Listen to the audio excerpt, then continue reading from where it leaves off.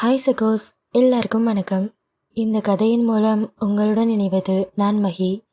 இப்போ வாங்க கதைக்குள்ளே போகலாம். மழைக்காலம் போல ஒரு எளிமையான சந்தோஷம் நித்யாவின் முகத்தில் பரவி கிடந்தது. அவள் கல்லூரி வாழ்க்கையின் முடிவை காண நேரிட்ட அந்த இனிய நாள். வருணின் காரானது நித்யாவின் கல்லூரி வாயிலில் நுழைய அங்கு நித்யாவின் தோழிகள் அனைவரும் அவளுக்காக காத்து கொண்டிருந்தனர். நித்யாவும் வேகமாக அந்த காரை விட்டு இறங்க அப்போதானோ நித்யாவை பார்த்து, ஏய் நித்யா, எவ்வளோ நேரம்டி? இன்னைக்கு கிராஜுவேஷன் டே, இன்னைக்கு கூட சீக்கிரம் வர மாட்டியா? அனு, அதெல்லாம் ஒன்றும் இல்லை, காலையில் எந்திரிக்க லேட் ஆயிடுச்சு, அவசரமாக கிளம்புனேன். ஆமாம், ரொம்ப டைம் ஆச்சா? சரி வாங்க போகலாம் என்று நித்யா அங்கிருந்து கிளம்ப அப்போது வருண் காரிலிருந்து கீழே இறங்கி நித்யாவை அழைத்தான். பொண்டாட்டி. என்ன வருண், சொல்லுங்க. ஏண்டி, ஹீல்ஸை கார்லேயே விட்டுட்டு நீ பாட்டுக்கு போகிற? அது கூட உனக்கு ஞாபகம் இல்லையா? எங்க வா. ஐயோ வருண், அவசரத்தில் மறந்துட்டேன், இருங்க வரேன் என்று நித்யாவும் வருணின் அருகே செல்ல அப்போது வருண் நித்யாவின் முன் மண்டியிட்டவாறு அவள் அழகிய கால்களுக்கு அந்த ஹீல்ஸை அணிவித்தான். அதை நித்யாவின் தோழிகளும் ஆச்சரியத்துடன் பார்த்து கொண்டிருந்தனர். அனு, என்னடி இது? வருண் அண்ணா கொஞ்சம் கூட ஹெட் வெயிட் இல்லாமல் இருக்காரு. எந்த ஒரு ஈகோவும் பார்க்காம நித்யாவுக்கு அவரே செப்பல் போட்டு வர்றாரு. நம்ம பாய் ஃப்ரெண்டு தான் இருக்காங்களே என்று நித்யாவின் தோழி கூற அதை கேட்ட அனுவும் பெருமூச்சு விட்டு கொண்டவாறே, நித்யா கொடுத்து வச்சவதான். வருண் அண்ணா மாதிரி இவ்வளோ ஹேண்ட்ஸமான, எந்த ஒரு ஈகோவும் பார்க்காத, இந்த மாதிரி ஸ்மார்ட்டான ஒரு புருஷன் கிடைச்சிருக்காரு. நித்யா நிஜமாவே லக்கி தான் என்று அனைவரும் நித்யாவை பற்றி பேசிக்கொண்டிருந்தனர். வருணும் நித்யாவின் காலில் அந்த ஹீல்ஸை அணிவித்து விட்டு எழுந்து அவள் முன்னே நின்றான். என்னங்க, நான் கிளம்பட்டா? என்னடி ஆச்சு உனக்கு? இப்போயே அவ்வளோ டென்ஷனாக இருக்க? வருண், என்னன்னு தெரியல, ரொம்ப நர்வஸாக இருக்கு. இந்த ஒரு நாளுக்காக தான் இந்த 3 இயர்ஸாக நான் வெயிட் பண்ணிகிட்டு இருந்தேன். அதை நினச்சி பார்க்கும்போதே ஏதோ ஒரு மாதிரி இருக்குது. அப்புறம் வருண், நீங்கள் எங்கேயும் போயிடாதீங்க, இங்கேயே இருக்கணும். நான் அந்த ஸ்டேஜ் ஏறி அந்த சர்டிஃபிகேட் வாங்குறத நீங்கள் பார்க்கணும். லூசு பொண்டாட்டி, எனக்கு அதை விட வேற என்னடி வேலை? என் பொண்டாட்டி கிராஜுவேட் ஆகிறத நான் பார்க்க வேணாமா? நான் இங்கே தான் இருப்பேன், எதுவும் நர்வஸ் ஆகாத என்று வருண் கூற நித்யாவும் வருணை அணைத்து கொண்டாள். பொண்டாட்டி, ஆல் தி பெஸ்ட் என்று வருண் கூற நித்யாவும் வருணை பார்த்து சிரித்துவிட்டு அங்கிருந்து தன் தோழிகளுடன் வேகமாக கல்லூரியினுள்ளே நுழைந்தாள். சிறிது நேரத்தில் அந்த ஈவெண்ட் ஆரம்பிக்க வருண் அந்த மேடையின் கீழே போடப்பட்டுள்ள நாற்காலியில் வந்து அமர்ந்தான். வருணின் கண்கள் நித்யாவை தேடின. அவன் ஒரு குழந்தை போல ஆவலாக காத்திருந்தான். அப்போது அந்த மைக்கில் ஒரு அனௌன்ஸ்மெண்ட் ஒலித்தது. அண்ட் ஸ்டூடெண்ட்ஸ், நவ் நம்ம காலேஜுடைய டாப் பெர்ஃபார்மர் தான் இன்வைட் பண்ண போகிறோம்.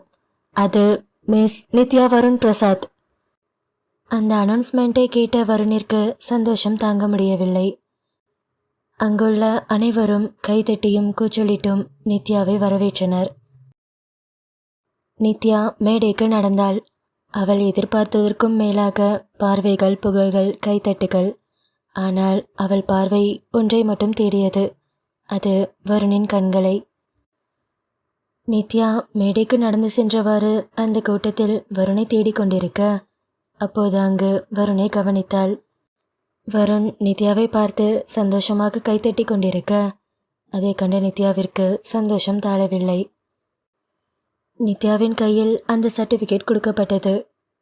சர்டிஃபிகேட்டை வாங்கியவுடன் அந்த மேடையிலிருந்து கீழே வருணை பார்த்து, என்னங்க, உங்கள் பொண்டாட்டி மிஸ்ஸஸ் வருண் பிரசாத் கிராஜுவேட் ஆயிட்டேன் என்று குறும்புத்தனத்துடன் நித்யா அந்த மேடையில் நின்று கத்திக்கொண்டிருக்க அதை கேட்ட சக மாணவ மாணவியர் அனைவரும் கூச்சலிட ஆரம்பித்தனர்.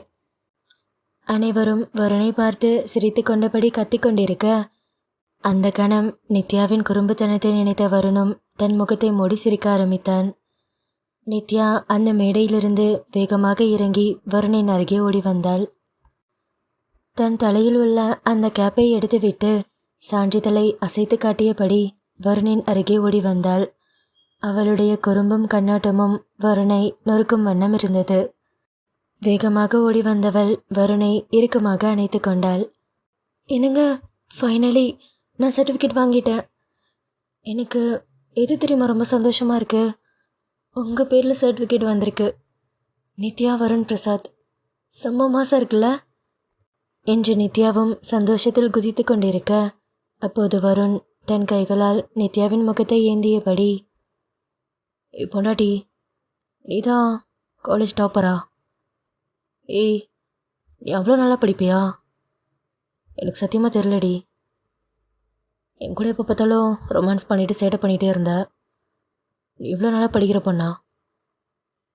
வருண், நான் சேட்டை பண்ணுவேன் தான், ஆனால் படிப்பு விஷயத்தில் என் கூட யாரும் போட்டி போட முடியாது. இது எல்லாத்துக்கும் காரணம் நீங்கள் தான்.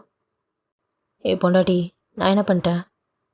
நீ தான் அவ்வளோ கஷ்டப்பட்டு படித்த. உன்னோட இந்த வெற்றி காரணம் நீ மட்டும்தான் என்று கூறியபடி அந்த கேப்பையும் மெடலையும் நித்யாவிற்கு அணிவித்தான். நித்யா சந்தோஷத்தில் வருணை மீண்டும் இறுக்கமாக அணைத்து கொண்டாள். அப்போது அந்த கல்லூரியின் வாயிலின் உள்ளே ஒரு கருப்பு நிற காஸ்ட்லியான கார் நுழைந்தது.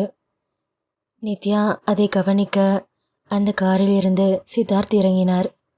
சித்தார்த்தை கண்ட நித்யாவிற்கு சந்தோஷம் தாங்கவில்லை. ஒரு குழந்தை போல வேகமாக ஓடிச் சென்று சித்தார்த்தை அணைத்து கொண்டாள். சித்தார்த்தை அங்கு கண்ட வருணிற்கு ஆத்திரம் தாங்கவில்லை. இருப்பினும் தன் கோபதாபங்களை அடக்கிக் கொண்டவனாய் அமைதியாய் நின்றிருந்தான். நித்யாவும் சந்தோஷத்துடன் சித்தார்த்தை பார்த்து, அப்பா நீங்களா? நீங்கள் வருவீங்கன்னு எதிர்பார்க்கவே இல்லை. எனக்கு அவ்வளோ சர்ப்ரைஸாக இருக்கு. நித்யா, என்ன இப்படி சொல்லிட்ட? இந்த நாள் உன் லைஃப்பில் எவ்வளோ முக்கியமானதுன்னு எனக்கு தெரியும். இதுக்காக நீ இவ்வளோ கஷ்டப்பட்ட. என் பொண்ணு கிராஜுவேட் ஆயிட்டா, நான் அவளை பார்க்க வேணாமா? அதான் வந்தேன் என்று சித்தார்த் கூறியதை கேட்ட நித்யாவிற்கு அவள் சந்தோஷத்தை கட்டுப்படுத்த முடியவில்லை. நித்யா சட்டென்று பின்னே திரும்பி பார்த்தாள். வருணின் முகம் சற்று மாறியிருப்பதை நித்யா கவனித்தாள். அப்புறம் நித்யா, அப்பா உனக்காக ஒரு கிஃப்ட் கொண்டு வந்திருக்கேன். அப்பா, கிஃப்டா? அதெல்லாம் எதுக்கு? நித்யா, என்ன இப்படி கேட்ட? இன்னைக்கு எவ்வளோ ஸ்பெஷலான டே. எவ்வளோ சந்தோஷமாக இருக்க. எனக்கும் அவ்வளோ சந்தோஷமாக இருக்குது. என் பொண்ணு காலேஜ் டாப்பர். அவளுக்கு நான் கிஃப்ட் கொடுக்க வேணாமா? அதான் என்று கூறிய சித்தார்த்தும் தான் அணிந்திருந்த கோட்டின் பாக்கெட்டிலிருந்து ஒரு டைமண்ட் நெக்லஸை எடுத்தார். அதை நித்யாவின் கழுத்தில் சித்தார்த் மாட்டிவிட வருணிற்கு கோபம் தாழவில்லை. அவனால் நித்யாவிற்கு எப்பொழுதும் இப்படி பிரம்மாண்டமான சர்ப்ரைஸ் கொடுத்து விட முடியாது என்று சித்தார்த் அவனை குத்தி காட்டுவது போலவே இருந்தது. வருணும் தன் பல்லை கடித்து கொண்டு அமைதியாக நின்றிருந்தான். அப்பா, எதுக்கு இந்த காஸ்ட்லியான கிஃப்ட்லாம்? எனக்கு இதெல்லாம் வேணாம். நித்யா, இது அப்பா உனக்கு ஆசையாக வாங்கிட்டு வந்தது, வேணான்னு சொல்லக்கூடாது என்று கூறியபடி சித்தார்த் அந்த டைமண்ட் நெக்லஸை நித்யாவிற்கு அணிவிக்க, அப்போது நித்யா வருணை கவனித்தாள். அவன் மௌனத்தில் மறைந்திருக்கும் மனக்கசப்பை நித்யா புரிந்து கொண்டாள். நித்யா, எப்படி இருக்குமா? ரொம்ப நல்லா இருக்குப்பா. இது என்ன கிஃப்ட்? இப்போ நான் உங்களுக்கு ஒரு பெரிய கிஃப்ட் கொடுக்க போகிறேன், இந்தாங்க என்று நித்யா அவள் கையில் உள்ள சர்டிஃபிகேட்டை சித்தார்த்திடம் கொடுத்தாள். சித்தார்த்தும் பெருமையுடன் அந்த சான்றிதழை பிரித்து பார்க்க, அதை பார்த்த சித்தார்த்தின் முகம் சற்று மாறியது. அதை கவனித்த நித்யாவும் சித்தார்த்திடம், அப்பா என்னாச்சு? ஏன் ஒரு மாதிரி ஆயிட்டீங்க? நித்யா, அதெல்லாம் ஒன்றும் இல்லை. உன் பேரை பார்த்தேன், நித்யா வருண் பிரசாத். அப்பா, அதான் எனக்கு இப்போ கல்யாணம் ஆயிடுச்சுல்ல, அதான் ரிஜிஸ்டரில் பேரும் மாற்றிட்டேன் என்று நித்யாவும் தயங்கியபடி கூற, சித்தார்த் நித்யாவை பார்த்து சிரித்தார். ஆனால் அவர் சிரிப்புக்கு பின்னால் மனதில் அடக்கி வைக்கப்பட்ட கோபம் கலந்திருந்தது. ஓகே நித்யா, ரொம்ப சந்தோஷமாக இருக்கு எல்லாமே. இந்தா ஒரு சர்டிஃபிகேட். ஓகே நித்யா, நான் கிளம்புறேன். அப்பா, என்ன இது? வருண் அங்கே நிற்கிறாரு, அவருக்கு ஒரு ஹாய் கூட சொல்லாமல், ஐயோ நித்யா, ஏதோ வேலை டென்ஷனில் அப்பா மறந்துட்டேன். மிஸ்டர் வருண் என்று சித்தார்த்தும் வருணை கூப்பிட, வருணும் அமைதியாக சித்தார்த்திடம் நடந்து வந்தான். அப்புறம் வருண், எப்படி இருக்கீங்க? ஆளே பார்க்க முடியல. இருக்கேன். வருண், நான் எவ்வளோ சந்தோஷமாக இருக்கேன் தெரியுமா? என் பொண்ணு நித்யா இந்த காலேஜ்லேயே டாப் ஸ்டூடெண்ட். ரொம்ப பெருமையாக இருக்குது. அதுக்கு நீங்களும் தான் காரணம். ரொம்ப தேங்க்ஸ் என்று சித்தார்த் வருணிடம் பேச, வருண் பதில் எதுவும் கூறாமல் அமைதியாக நின்றிருந்தான். என்னன்னு தெரில வருண், என் பொண்ணு எனக்கு நிறைய சர்ப்ரைஸ் கொடுத்துட்டே இருக்கா. அன்னைக்கு ஒரு நாள் நான் ஒரு பையனை லவ் பண்ணுறேன்னு சொன்னா. என்னால் அந்த சர்ப்ரைஸை தாங்க முடியல. அதுக்குள்ளே அந்த பையனுக்கு ஆல்ரெடி கல்யாணம் ஆயிடுச்சுன்னு சொன்னான். அது மட்டும் இல்லை, அந்த பையன் என்னை விட 12 வருஷம் பெரியவன்னு சொன்னான். திடீர்னு அவங்கள கல்யாணம் பண்ணிக்கிட்டா. இப்போது காலேஜ்லேயே டாப் ஸ்டூடெண்ட்டாக வந்து மறுபடியும் என்னை சர்ப்ரைஸ் பண்ணியிருக்கா. அந்த சர்டிஃபிகேட்டில் என் பேர் எடுத்துகிட்டு உங்கள் பேர் நித்யா வருண் பிரசாத். அதுவே பயங்கர சர்ப்ரைஸாக தான் இருந்தது. நல்லா இருக்கு வருண், நானும் உங்களுக்கு ஒரு பெரிய சர்ப்ரைஸ் வச்சுருக்கேன். கூடி சீக்கிரம் நம்ம மீட் பண்ணலாம் என்று சித்தார்த்தும் வருணை பார்த்து சிரித்துவிட்டு அங்கிருந்து புறப்பட்டார். நித்யாவும் சந்தோஷத்துடன் சித்தார்த்திற்கு கையசைத்து வழி அனுப்பி வைத்து கொண்டிருக்க, அப்போது அவள் வருணை திரும்பி பார்த்தாள். வருணின் முகம் ஏதோ சிந்தனையில் இருந்தது. என்னங்க, என்னாச்சு உங்களுக்கு? அதெல்லாம் ஒன்றும் இல்லை. வருண், சொல்ல போகிறீங்களா இல்லையா? நித்யா, உங்கள் அப்பா பேசிட்டு போகிறதெல்லாம் பார்த்தா ஏதோ மனசில் வச்சுட்டு பேசுகிற மாதிரியே இருக்குது. எனக்கு என்னமோ அவர் மேலே சந்தேகமாக இருக்குது. ஐயோ வருண், மறுபடியும் ஆரம்பிச்சிட்டிங்களா? ஏங்க, நானும் உங்கள் கூட இவ்வளோ நேரம் இருந்தேன். அப்பா பேசினது எனக்கு நார்மலாக தான் தெரிஞ்சுது. உங்களுக்கு மட்டும் எப்படி தோணுது? நீங்கள் இன்னும் அப்பாவை தப்பாகவே புரிஞ்சுருக்கீங்க. அதான் அவர் என்ன பண்ணாலும் உங்களுக்கு தப்பாகவே தெரியுது. சரி, ஓகே, வீட்டுக்கு போகலாமா என்று நித்யாவும் வருணின் கையை பிடித்து காரின் அருகே அழைத்துச் சென்றாள். இருவரும் அங்கிருந்து வீட்டிற்கு புறப்பட்டனர். வீட்டின் கதவு மெதுவாக திறந்தது. நித்யா உள்ளே வந்தாள். கையை பிடித்து அவளோடு வருணையும் உள்ளே இழுத்தாள். உள்ளே வந்தவள் கதவை தாளிட்டு வருணை இறுக்கமாக அணைத்து கொண்டாள். என்னடி பண்ணுற? என்னங்க, ரூம்குள்ளே வந்ததோ இதெல்லாம் நீங்கள் பண்ணணும், ஆனால் நான் பண்ணிகிட்ருக்கேன் என்று நித்யா விளையாட்டுத்தனமாக கூற, அப்போது வருணின் கண்கள் நித்யாவின் கழுத்தில் கிடந்த டைமண்ட் நெக்லஸை பார்த்தது. அதை பார்த்துவிட்டு நித்யாவின் கையை தன் மேனியிலிருந்து எடுத்துவிட்டு அவளிடமிருந்து விலகிச் சென்றான். வருண், என்னாச்சு உங்களுக்கு? எனக்கு தெரியும் இது உங்களுக்கு பிடிக்கல, ஆனால் இது என் அப்பா கிஃப்ட் பண்ணது என்று நித்யா பேசிக்கொண்டிருக்க, வருண் எதுவும் கூறாமல் அந்த மெத்தையின் மீது அமர்ந்து தன் காலில் அணிந்துள்ள சாக்ஸை கழட்டி கொண்டிருந்தான். நித்யாவும் வருணின் அருகே அமர்ந்தாள். என்னங்க, ஏன் எதுவும் பேச மாட்டேங்கிறீங்க? காலில் இருந்து இவ்வளோ சந்தோஷமாக இருந்தேன் தெரியுமா?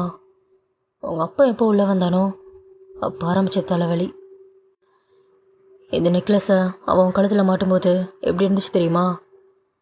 என்னை செருப்பால் அடித்த மாதிரி இருந்தது. உன்னால் என் பொண்ணுக்கு இந்த மாதிரி வாங்கி போட முடியுமான்னு. ஐயோ வருண், அப்படிலாம் எதுவும் கிடையாதுங்க. வாய முறி, நானும் பார்க்குறேன். எனக்கு தெரிஞ்சுதுடி, அதனால் பார்வையிலே தெரிஞ்சுது. அவன் என்னை காண்டித்துறதுக்கு தான் உனக்கு இந்த மாதிரி கிஃப்ட் பண்ணியிருக்கான். என்ன கெத்து காட்டுறானா? அவனால் மட்டும்தான் உனக்கு இந்த மாதிரி கிஃப்ட் பண்ண முடியும்னு என்று வருண் கோபமாக கூறிக்கொண்டிருக்க, அப்போது நித்யா வருணை பார்த்து, வருண், என்னாச்சு உங்களுக்கு? இப்போல்லாம் சின்ன சின்ன விஷயத்துக்கு கூட ரொம்ப டென்ஷன் ஆகுறீங்க என்று சிரித்து கொண்டபடியே கூறினாள். ஆனால் வருணின் கண்கள் மாற்றம் கொண்டிருந்தன. மெதுவாக வருண் அவளிடம் வந்தான். பொண்டாட்டி, உனக்கு யார் என்ன கிஃப்ட் வேணாலும் கொடுக்கட்டும், ஆனால் அவன் நெருக்கமாக வார்த்தை துளிர்த்து சட்டை பட்டன்களை மெதுவாக கழற்றினான். அவன் மேனி பளிச்சென தெரிந்தது.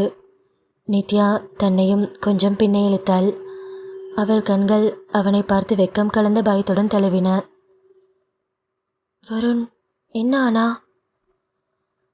ஆனா நான் கொடுக்குற கிஃப்ட்டு அது யாராலையும் உனக்கு கொடுக்க முடியாது. அப்படியா? என்ன அது? அதுவா, என்னோட லவ், ரைட்ஸ், என் உடம்பு, என் உயிர் எல்லாமே என்று கூறியபடி தன் சட்டையை கழட்டி வீசினான். வருணின் விரல்கள் அவள் மார்பை தடவின. பார்வைகள் முத்தங்களாய் மாற நித்யா விழிகளை மூடிக்கொண்டாள். நித்யா மெதுவாக தன் கையால் அவனது கழுத்தை சுற்றினாள். அப்போது வருண் அவள் தலைமுடியை பிடித்து பின்னே இழுக்க அவளது கழுத்தை மெதுவாக முத்தமிட்டான். இந்த கதையுடைய அடுத்த பாகம் சீக்கிரமே நம்ம சேனலில் வந்துடும். மறக்காமல் சேனலை சப்ஸ்கிரைப் பண்ணிக்கோங்க. கதையை பற்றின கருத்துக்களை கமெண்ட்டில் சொல்லுங்கள். கதை பிடிச்சிருந்துச்சுன்னா வீடியோக்கு மறக்காமல் ஒரு லைக் பண்ணிக்கோங்க. என்னோட நீ இருந்தால் தொடர் கதையின் அடுத்த பாகத்தில் உங்களை வந்து சந்திக்கிறேன். தேங்க்ஸ் ஃபார் வாட்சிங்.